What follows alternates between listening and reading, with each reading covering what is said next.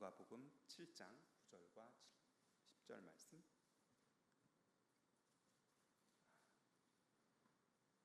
찾으셨으면 우리 함께 읽겠습니다. 시작. 예수께서 들으시고 그를 놀랍게 여겨 돌이키사 따르는 무리에게 이르시되 내가 너희에게 이르노니 이스라엘 중에서도 이만한 믿음은 만나보지 못하였노라 하시더라. 본에 어떤 사람들이 집으로 돌아가 보매 종이 이미 나았더라. 아멘. 주님께 드리는 흔치 않는 믿음이라는 제목으로 최영영 목사님께서 말씀 전해주시겠습니다. 주님께 드리는 흔치 않는 믿음. 우리 모두는 주님께 믿음을 지금 드리고 있습니다. 맞죠? 그런데 우리가 주님을 사랑하여 주님께 감사하여 믿음을 드릴 때 내가 드리는 믿음이 참 흔하지 않은 믿음, 각별히 좋은 믿음, 내가 아무리 좋은 믿음을 드린다 하여도 주님께서 나에게, 주님께서 우리에게 해주신 것에 비하면 아무것도 아니지만 내가 할 수 있는 최고의 믿음의 고백을 여러분 주님께 드릴 수 있었으면 좋겠습니다. 그게 믿음의 전성기 아니겠습니까? 여러분 특별한 건 특별한 겁니다. 맞습니까? 여러분 귀한 건 귀한 거예요. 흔하되 흔하다면 그것을 우리는 특별하다 그러지 않습니다. 흔치 않기 때문에 특별한 거 아니겠습니까? 그러면 오늘 이 시간 내가 다짐해 보는 건 여러 사람이 주님께 믿음을 드리는데 내가 드리는 믿음은 그 모든 믿음들 중에서도 흔하지 않은 것이었으면 좋겠다. 귀한 것이었으면 좋겠다. 세상에 가방 널렸고 널렸지만 특별하게 여러분 값비싸게 명품이라 이름 붙여 있는 가방도 있다. 가방이야 세월 가면 이래나 저래나 똑같은 가방 될 텐데 믿음은 그렇지 않다. 수많은 믿음이 이 땅에 있다 할지라도 다른 것은 모르겠고 내가 주님께 드리는 그 믿음은 참 보기 귀한, 흔치 않는 명품 같은 그 믿음을 나는 주님께 드리고 싶다. 여러분 그러한 각오로 10월 한 달 시작하는 우리 모두가 되기를 바랍니다.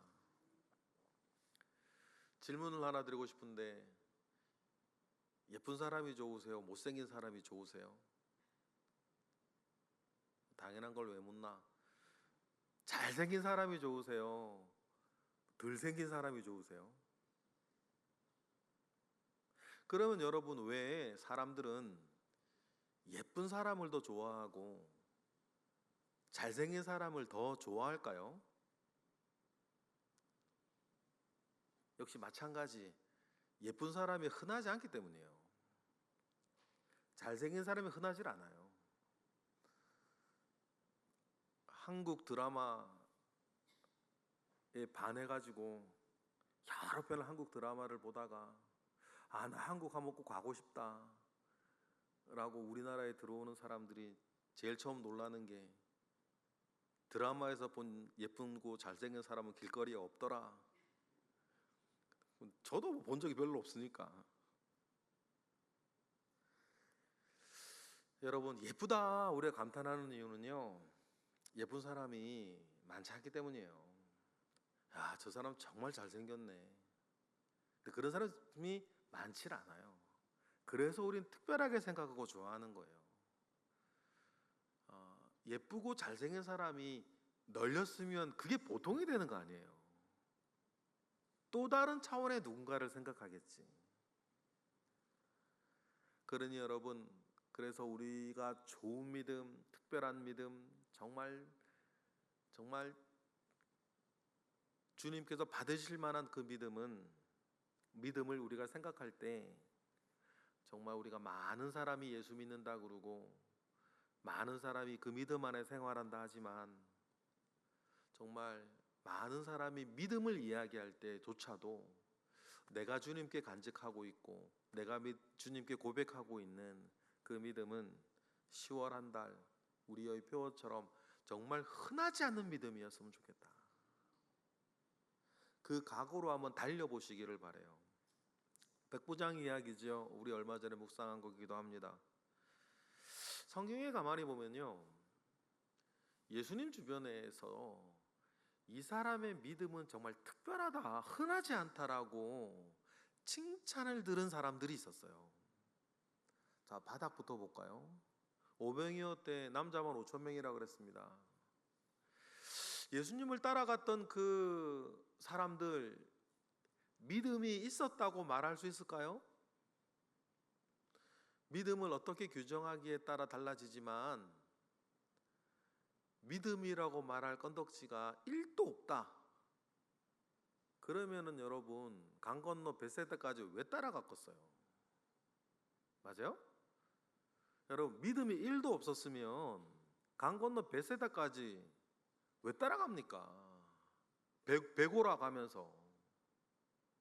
그들에게도 믿음이 있었는데요, 그들의 그 믿음이 어떤 믿음이었을까 생각을 해보면 여러 가지 생각이 나올 수 있는데 오늘 주제 안에 생각해 보면 흔한 믿음, 어디서나 볼 수 있는 믿음. 조금 더 가볼까요? 가치 없는 믿음이라 그럴 수 있을까요? 뭐 가치 없는 믿음이라 그럴 수는 없겠지. 그러나 상황이 어떻게 전개되어지면 얼마든지 바뀔 수 있는 믿음. 믿음이라고 하는 거의 속성에는 변치 않는다는 게 들어있는 거거든요. 그래서 가치 없는 믿음 그러면 틀린 말 같고, 언제 변할 줄 모르는 믿음은 있겠죠.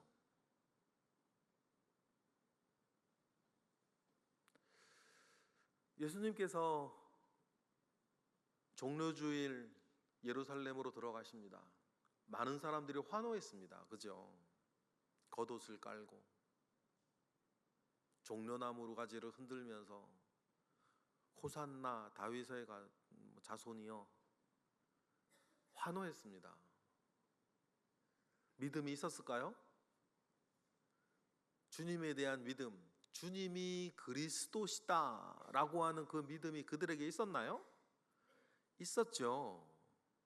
있었어요. 그러니까 겉옷 깔고 종려 흔드는 거 아닙니까? 그런데 앞으로 어떻게 변할지 모르는 믿음 아니에요. 맞아요?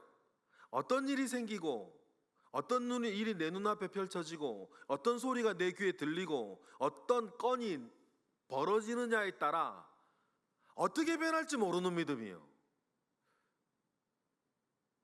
그런 믿음은요, 제가 하나님 입장에 생각을 해봐도 그걸 믿는다고 해야 되나 안 믿는다고 해야 되나, 이 변화무쌍한 세상에서 어떤 일이 자기에게 벌어지느냐에 따라 그 믿음은 이랬다 저랬다 이랬다 저랬다 이랬다 저랬다 한다면 여러분 그게 믿음일까? 그 생각해 볼 필요가 있는 거예요. 그 순간은 믿음이 맞겠지.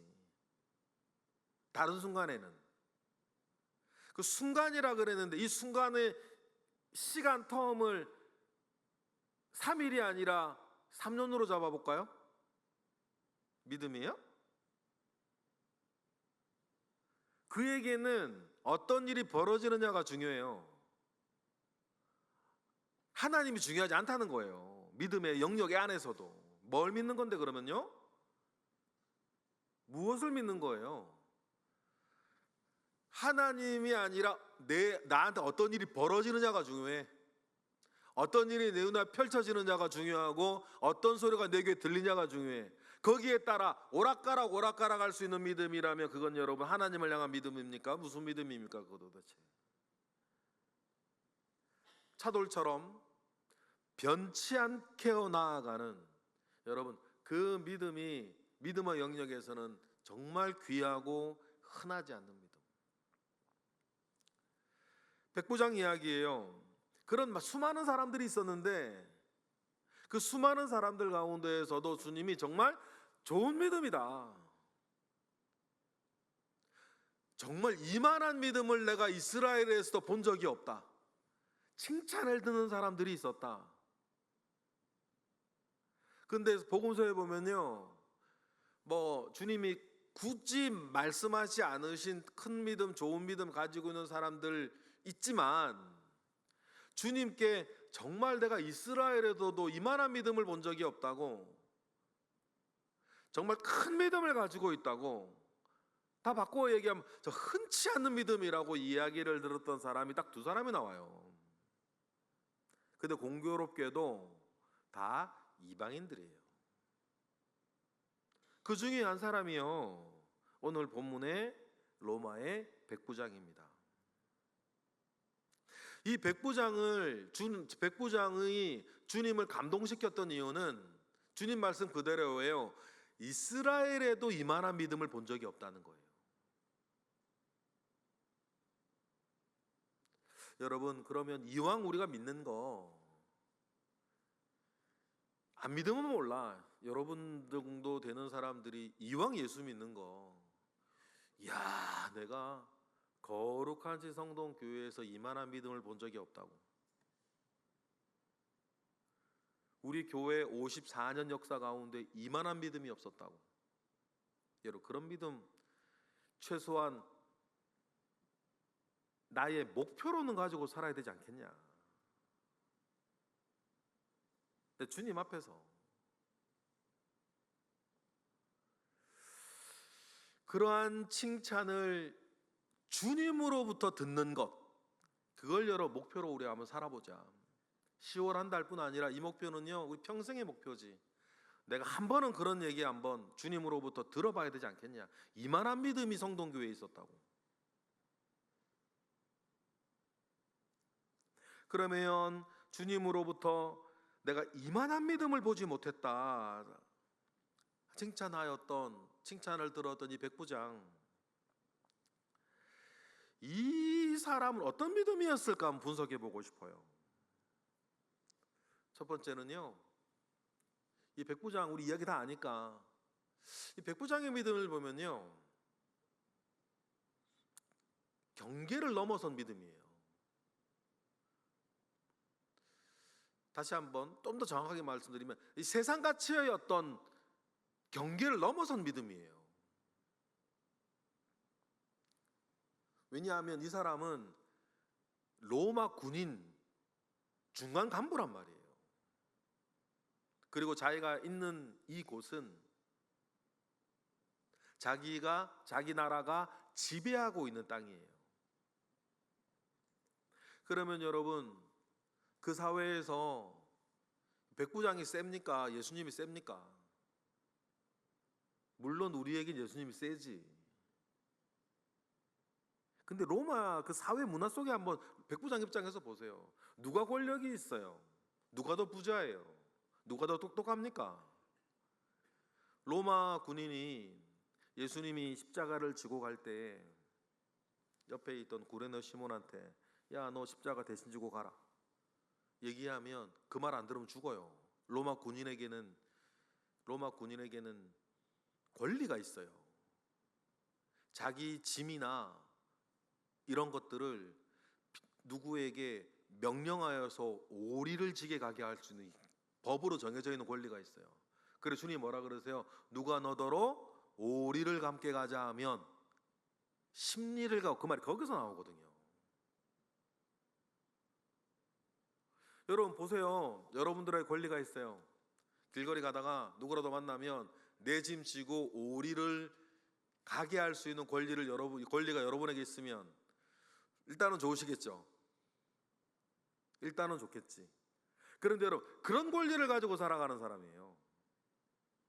그러니 구레네 시몬 같은 경우도 꼼짝없이 십자가 지고 가야지. 로마 군인이 지고 가라고 명령하면은 지고 가야 되니까. 만약 로마 군인 예수님 보고 이 짐 지고 가라 그러면 우리는 가야 되는 거예요. 자기 명령에 따라야 되는 사람이에요. 세상의 기준에 의하면. 그러면 여러분, 이게 중요한데요. 세상이 우리에게 주는 기준들이 있어요. 어느 정도 사는 사람인지, 어느 정도 레벨이 되는 사람인지, 어느 정도 힘이 있는 사람인지, 어느 정도인지. 그런데 여러분, 이 로마 백부장은요, 세상이 우리에게 주는 모든 경계를 뛰어넘어 있는 사람이에요. 그렇지 않아요? 주님이 오신다니까 집에 들어오지 않으셔도 된다고. 로마 군인이고 이방인이고 권력자였지만 진심으로 여러분 주님을 의지하고 자신을 낮추고 여러분 주님께 나아가는 것입니다.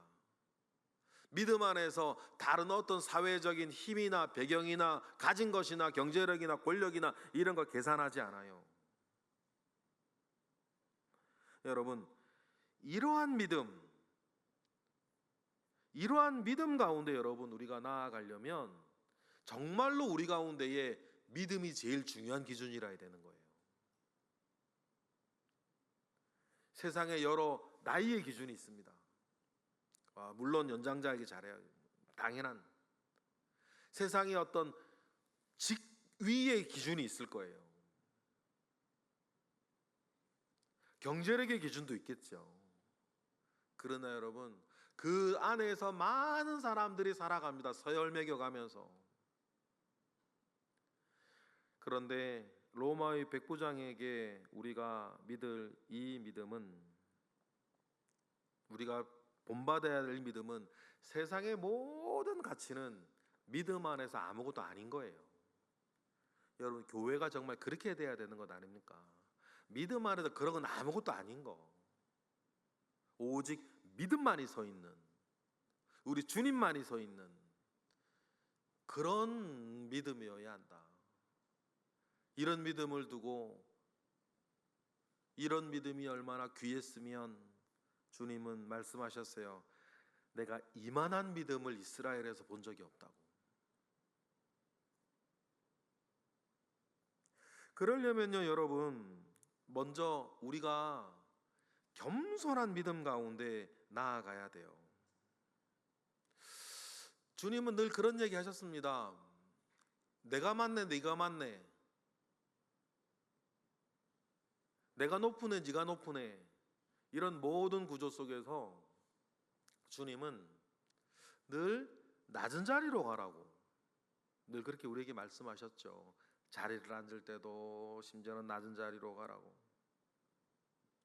자기를 하나님 아버지 앞에 낮추는 사람에 대해서 주님은 늘 이야기를 많이 하셨는데, 여러분 나는 높은데 내가 낮아줘야지 뭐 이런 거가 아니에요. 하나님 앞에 나를 정말 앞에 세워본 사람은 하나님의 영광 앞에 여러분 내가 한번 세워진 사람은 이런저런 일들로 자기를 높일 수가 없다는 거예요. 세상의 어떤 기준들이 더덕더덕 붙어 있으니까 그런 걸로 어깨 싸움 하려고 그러는 거 아닙니까?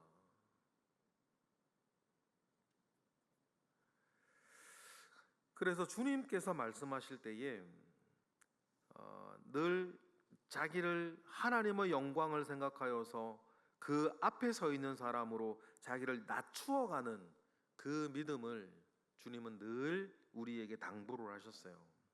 그래서 여러분 기억하세요? 때때로는요 예수님께서는 일부러 그렇게 하시기도 하셔요. 예수님께로부터 큰 믿음을 가지고 있다. 네 믿음이 크도다. 번역은 이렇게 되는데 원래 나는 큰 믿음을 가지고 있다는 거거든요. 그런 칭찬을 들었던 여인이 가나안 여인이었어요. 근데 가나안 여인이 그 이야기를 듣기 전에 주님과 어떤 일들이 있었는지 짧게 한번 생각해 보자고요. 불러도 주님이 대답이 없어요. 아니 평상시에는 그렇지 않는 분이 왜 저러시나, 제자들이 이상해서 저 여자가 부른다고. 그러니까는 예수님 뭐라 그러셨어요? 나는 이스라엘 사람들에게나 이스라엘 사람들 내 양을 위해서 왔지 저런 이방 여인에게. 그래도 여자가 계속 부르짖으니까 넌 걔들에게 줄 빵이 없다고.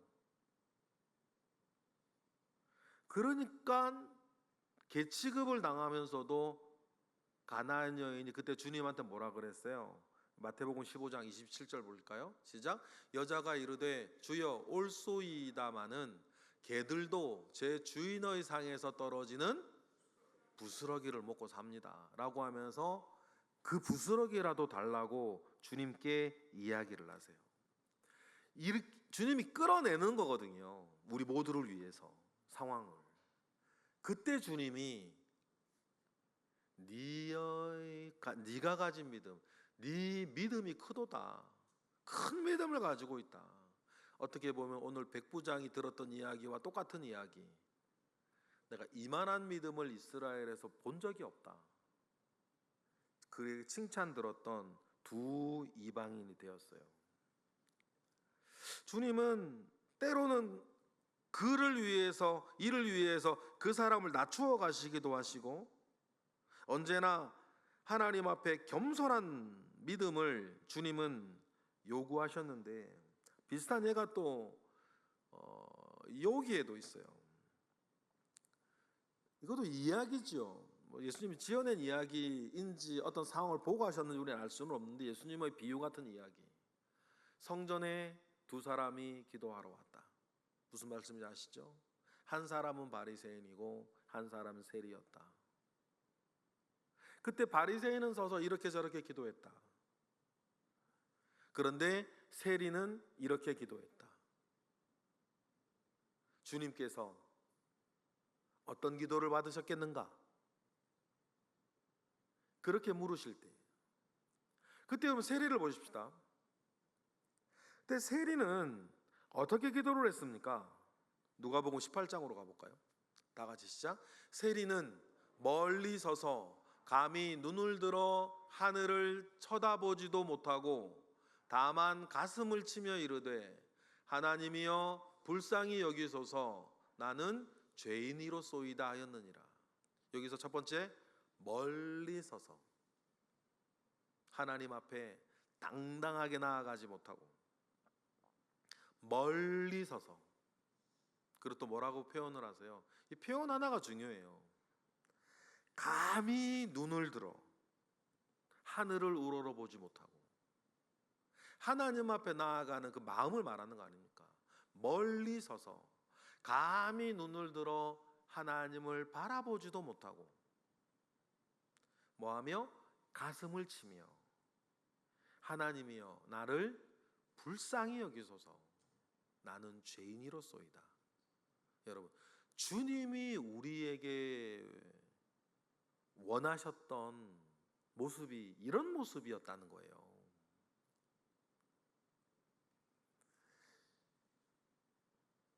왜냐하면 이런 자니까. 예쁜 옷 입고 아무렇지도 않은 양 이렇게 앉아 있고 서 있지만 하나님 앞에 우리가 이렇게 당당할 수 있는 자였냐? 언제부터 당당할 수 있었냐? 예수 그리스도의 그 은혜, 보혈의 은혜 아니면 아무것도 아니었던 내 원래 모습 말이에요. 그것을 기억해야겠다. 언제나 주님은 이런 사람을 의롭다 하셨다. 그런 시간에 쌓여서 종교적으로도 나의 의를 쌓아가지 아니하고 겸손하게 주님 앞에 하나님 앞에 나아갈 수 있는, 여러분, 이런 사람을 주님은 늘 원하셨다. 은혜를 받으면 받을수록 이런 사람으로 되어져 갔다는 거예요. 가야 된다는 겁니다. 욥을 여러분 생각을 하실 텐데, 욥기의 내용을 이렇게 우리가 얼마 예전에도 묵상을 했지만 쭉 보면 욥은 참 남다른 사람이었어요. 그런데도 불구하고 욥을 보면요, 맨 처음에는 욥의 세 친구들과 나중에 엘리바스까지 와서 네 명과 옥신각신 할 때 욥에겐 그래도 있던 게 뭐였냐면, 그래 내가 무슨 죄가 있냐 이게 있었어요. 그게 틀린 말은 아니었어요. 사실 우리가 욥의 이야기를 알지만 욥이 죄가 있었던 게 아니란 말이에요. 왜냐, 맨 처음에 이야기는 하나님이 욥을 이렇게 너무 칭찬하시니 마귀가 뭐 이야기예요, 이야기. 욥의 이야기가 실제 있었던 일인지 어떤 지어낸 이야기인지 욥기의 틀을 보면 만들어낸 이야기예요.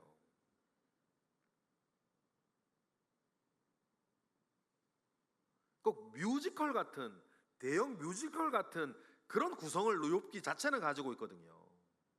그런 일이 원래 있었기 때문에 극으로 만들어졌는지 그건 우리가 몰라요. 근데 욥기만 놓고 보면 욥기는 한편의 뮤지컬 같은 형식이에요. 막 쫙 열리는데 하늘 보좌가 있고 막 이런 거니까. 근데 여러분 아시다시피 그때 하나님이 욥이라는 사람을 너무 칭찬하니까, 그러니까 여기에 이런 말이 나오는 거예요. 그 옆에 누가 있어, 마귀가 있다가 하나님이 이것저것 저것 잘해주니까 그런 거 아닙니까? 해가지고 그럼 네가 한번 시험해봐라. 그래가지고 시작되는 이야기인데 거기에 욥의 죄는 있다 없다? 없었어요.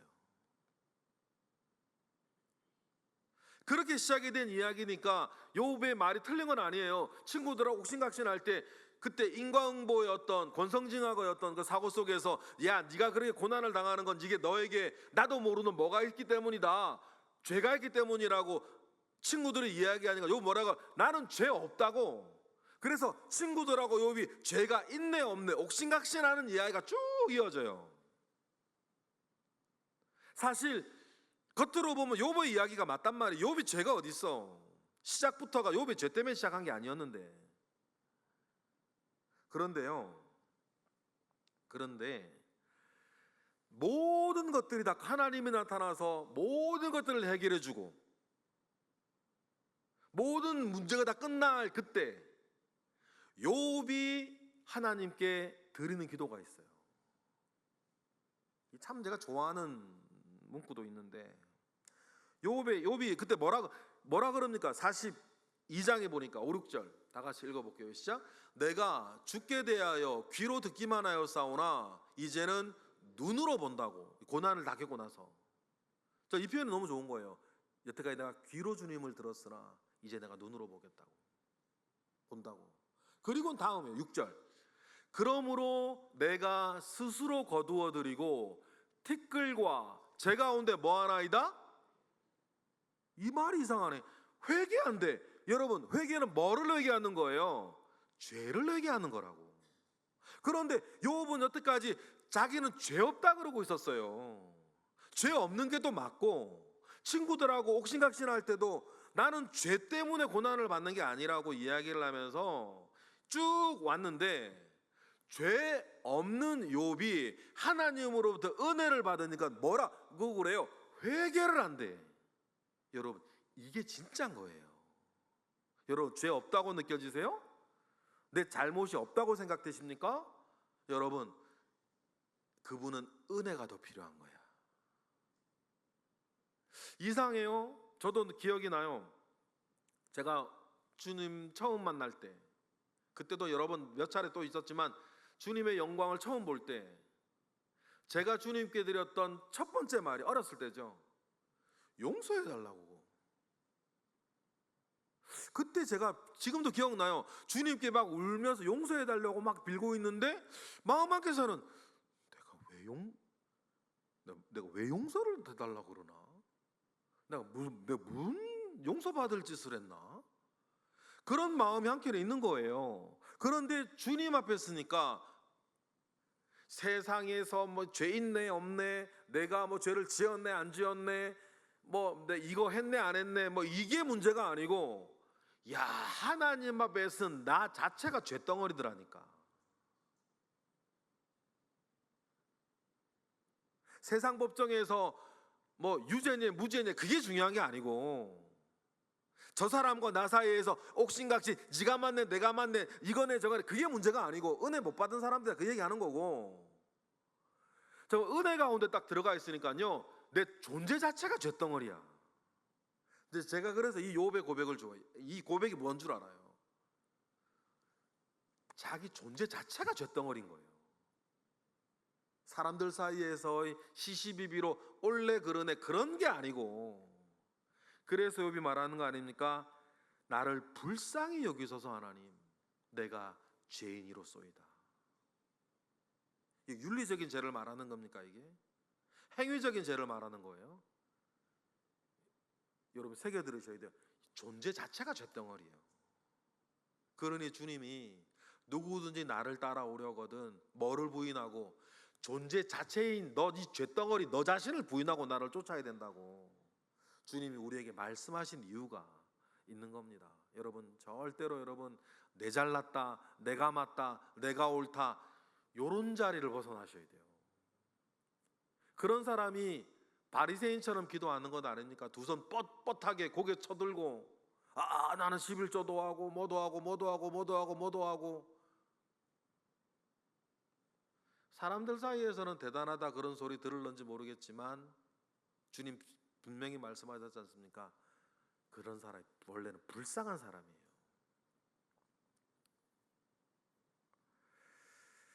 그러니 여러분 주님께서는 언제나 우리에게 겸손한 믿음을 요구하셨다. 언제 어디서나 겸손하게 내 존재 자체가 죄덩어리인 줄 알고 겸손한 믿음을 주님은 원하셨다. 백부장이 주님께 보여준 믿음은 그 겸손한 믿음이었고 가나안 여인이 보여준 믿음이 그 겸손한 믿음이었고 욥이 결국 맨 마지막에 주님께 고백하는 것도 그런 겸손함 가운데 나오는 회개의 믿음이었다는 거예요. 그러니 야고보서 4장 6절의 말씀이 맞지 않습니까? 야고보서 4장 6절을 읽어볼까요? 다 같이 시작. 그러나 더욱 큰 은혜를 주시나니 그러므로 일렀으되 하나님이 교만한 자를 물리치시고 겸손한 자에게 뭐를 주신다? 은혜를 주신다. 여러분 그러니 여러분 우리가 세상의 여러 가지 기준 가운데에 잘났네 못났네 세상의 윤리 가지고 잘했네 못했네 이런 얘기하지 마시고 겸손한 자에게 은혜를 주신다라고 하는 그 말씀 가운데에서 주님 앞에 우리가 드릴 수 있는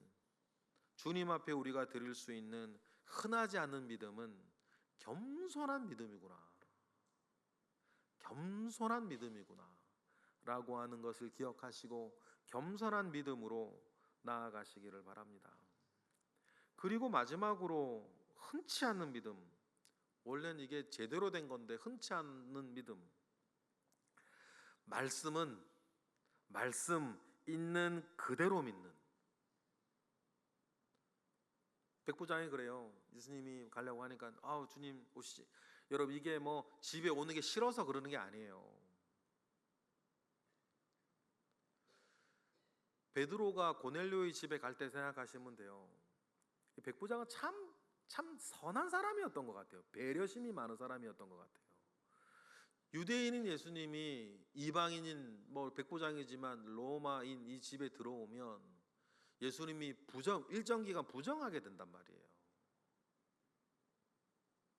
그러니 이 백부장은 그 예수님을 배려하는 거거든요. 그 집에 들어오지 마시고 다음이 중요해요. 뭐만 하옵소서 말씀만 하시옵소서.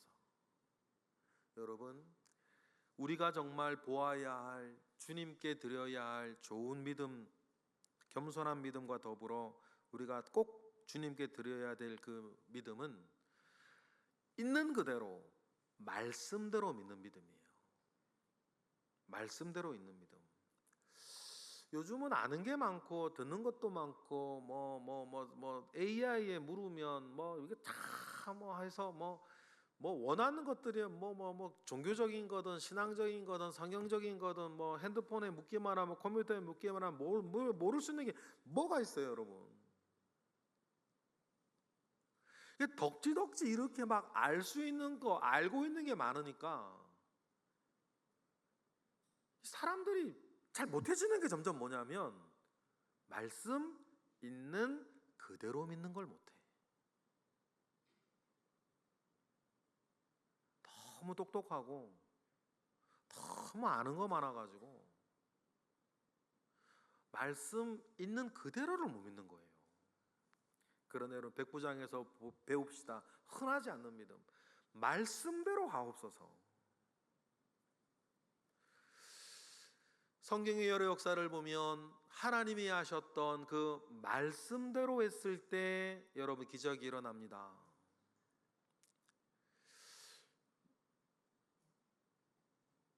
여호수아가 가나안을 맨 처음 정복해 들어갈 때 하나님 말씀하셨습니다. 성 그냥 돌아라. 정말 성을 돌아요. 뭐대로? 말씀대로. 마지막 날은 7바퀴 돌고 함성을 질러라. 자, 7바퀴 돌고 함성을 질러요. 뭐대로? 말씀대로. 이것저것 그럼 음파가 어떻게 작용, 이런 거 생각 안 한단 말이에요. 이런다고 되나 안 되나 그런 거 생각 안 해요. 말씀 그대로. 여러분, 그랬을 때 여리고성이 무너지는 것 아닙니까? 여러분, 그렇습니다. 말씀대로. 베드로가 주님을 만났을 때 새벽이라 그랬습니다. 밤새 일했는데 물고기를 못 잡았어요. 날이 밝으면 물고기들이 뭐라도 찾아 먹으려고 밝은 데로 모이겠죠. 오징어 잡이 생각하시면 돼요. 불 켜놓으면 오징어들 모이니까. 그런데 예수님이 베드로에게 그때 물고기 못 잡고 온 베드로에게 뭐라 그랬어요? 깊은데. 이게 무슨 말이냐면 오징어 잡이 생각하시면 불은 저기다 켜놓고 그 물은 여기다 내리라 그 말이거든. 그러면 말도 안 되는, 상식적으로 말도 안 되는, 여러분 베드로 노련한 어부입니다. 베세다 어부들은 갈릴리에서 제일 노련한 어부들이에요. 저 물고기 잡는 걸로 평생 살아왔던 이 베드로의 상식에는 절대 맞지 않는. 그런데 예수님이 말씀하셨습니다. 어떻게요? 깊은 데 그물을 내리라고. 그때 여러분 베드로가 난 사람은 난 사람이에요. 그때 베드로 뭐라 그럽니까?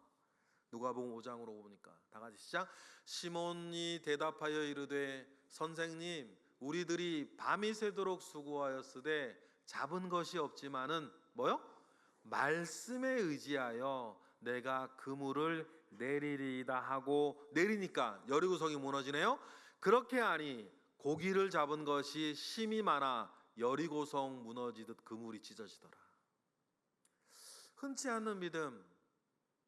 이리저리 알 수 있는 것 많고 할 수 있는 것 많은 시절에, 이 시대에 우리가 점점 못해지고 있는 믿음, 말씀대로 믿어보는 이 믿음. 여러분, 우리에게 있어야 할 흔하지 않는 믿음, 10월 한 달 우리가 주님께 정말 드리고 싶은 우리의 믿음, 겸손한 믿음. 그리고 두 번째 뭐요? 말씀대로 믿는 믿음. 그 믿음을 주님께 드려보셨으면 좋겠습니다. 그래서 10월 한 달 도전해 보세요. 이만한 믿음을 내가 이스라엘에서 본 적이 없다 말씀하시던 주님이 내가 거룩한 지성동교회 54년 역사에서 이만한 믿음을 본 적이 없다고 주님이 우리에게 그렇게 말씀해 주시면 얼마나 좋을까. 그렇게 말을 들을 만한 믿음 한번 고백해 보자. 10월 한 달이 너무 여러분 시간이 촉박한 것 같으면 저나 여러분 그런 거 있었지 않으세요? 내가 예수 한 번 믿는데 일습해서 예수 믿는단 말이야. 저도 그런 마음 강하게 있거든요. 내가 일평생 예수 믿는데 한 번은 내가 이만한 믿음을 내가 성동교회에서 본 적이 없다고. 우리 성동교회 70년 역사, 제가 갈 때는 70년쯤 되겠지. 내년에 55주년이니까. 제 처가 저보고 며칠 전에 깜짝 놀란 얘기를 하는데 저보고 54시라고. 근데 그 얘기를 어떻게 저는 목회를 하는 사람이 그런 것 같아요. 그 얘기를 들으니까 내가 우리 교회에서 15년 남았구나. 15년 뒤면 못 되더라고. 여러분 15년이면요, 제가 여태까지 성동교회 와서 부목사로 제가 다 하고 그거보다 짧아요?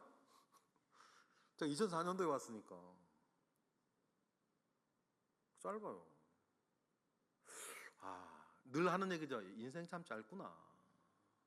인생 참 짧다. 거의 5분에 사는 저보다 연세 많으신 분 같은데, 여러분 우리가 얼마 남았을까요? 여러분 얼마 남으신 것 같으세요? 글쎄요, 많이 남은 것 같질 않아요. 많이 남은 것 같질 않아요. 그러면 도전 한번 드릴게요. 우리 거룩한 지성동교회 60년 역사, 70년 역사에 이만한 믿음을 내가 본 적이 없다고. 우리 주님께 한번 들어볼 만한 그 믿음 한번은 드리고 우리 가보자. 그 믿음 한번 드리고 가보자. 정말 흔하지 않는 그 믿음, 그 믿음 한번 고백하고 한번 가보자. 여러분 그 각오와 다짐을 한번 여러분 드려보십시다. 그리고 열매 맺으십시다. 누가 보든 말든, 알아주든 못 알아주든 주님께 그 얘기를 들어보자는 거지.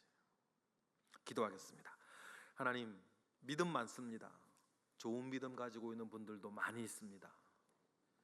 그러나 주님 나 보실 때에 참 흔하지 않는 믿음이라고, 이만한 믿음을 내가 이스라엘에서 본 적이 없고, 이만한 믿음을 내가 심지어는 거룩한 지 성동교회에서 본 적이 없다고 주님께서 칭찬하실 만한 믿음, 주님 앞에 한 번은 고백하고 주님께 돌아가는 우리가 되고 내가 되기를 원하나이다. 주님, 그 큰 꿈을 우리가 가지고 있고 가지게 되었으니 그 믿음의 고백 가운데 승리하게 하옵시고, 하나님의 영광 앞에 선 자로 우리의 삶을 영광스럽고 복되게 하시옵소서. 예수 그리스도의 이름으로 기도드렸나이다.